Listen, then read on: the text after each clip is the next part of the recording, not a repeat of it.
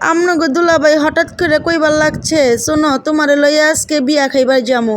এই কথা তো শুন না কোন জামা থেকে কোন জামা পরমু চিন্তায় না করলাইয়া শেষমেশ আমি কিন্তু কালা জামাটাই চয়েস করে লইছি, যাতে কেউ নজর না লাগে।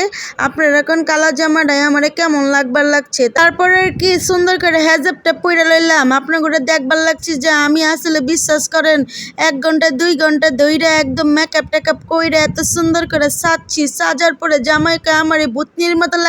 আসলে সেদিন আমাকে ভূতনির মতো লাগে, আদি যুগের মতো একের ফ্যানলেবলি লাগাইয়া তারপরে সুন্দর করে সাজছি। এখন বাঙালি মায়ের মতন সুন্দর করে নিজের মায়ের সাজায় লইতেছি। নিজে মেকআপ সুন্দর করে না করলেও মাইয়ারে সুন্দর করে মেকআপ করে সাজায় গুজিয়ে লইবার লাগছি। কারণ মাইয়া জাগর নাই তারাই বুঝে আসলে মাইয়া না থাকার কি যন্ত্রণা। আল্লাহর কাছে শুকরিয়া যে আল্লাহ আমার একটা চাঁদ দিয়েছে, চাঁদ। তারপরে আমার চাঁদে আমার জামাই আর আমি সবাই মিললে সুন্দর করে যাইবার লাগছি।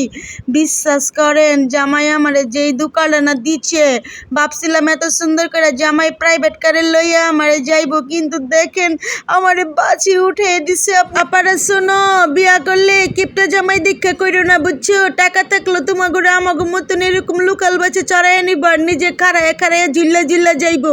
তারপরে যাই হোক বেড়াই কইতাছে এক বাসের থেকে নামাই আরেক বাসে উঠবো, এটা কোনো কথা কন? এক বাস থেকে আরেক বাস চড়াইতে নিয়ে আইছে, আবার কয় সেই রিক্সায় উঠো। ওমা রিক্সায় কি লিগে কোন বেলা যামু আর কোন বেলা খামু? যাই হোক কিছু করার নাই, জামাই পরে রিক্সায় উঠে দিচ্ছে, কয় প্রকৃতি দেখতে দেখতে যাও।